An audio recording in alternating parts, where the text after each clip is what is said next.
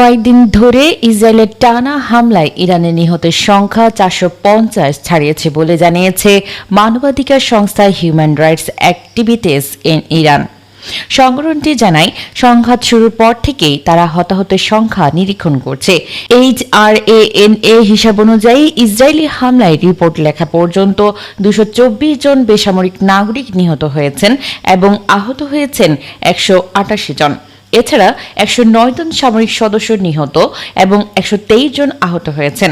এছাড়া আরও 119 জনের নিহত হওয়ার খবর পাওয়া গেছে, যাদের পরিচয় রিপোর্ট লেখা পর্যন্ত নিশ্চিত হওয়া যায়নি।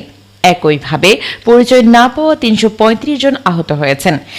HRANA বলছে, সব মিলিয়ে নিহতের মোট সংখ্যা দাঁড়িয়েছে মোট 452 জনে, আর আহতের সংখ্যা দাঁড়িয়েছে 646 জনে।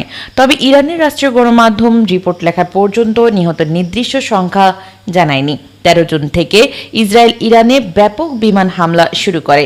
এতে সামরিক ও পারমাণবিক স্থাপনা ক্ষতিগ্রস্ত হওয়ার পাশাপাশি শীর্ষ সামরিক কর্মকর্তা ও বিজ্ঞানীরা নিহত হয়েছেন। পাল্টার জবাবে ইরান ড্রোন ও ক্ষেপণাস্ত্র ছুড়ে ইসরায়েলে ব্যাপক হামলা চালিয়ে যাচ্ছে।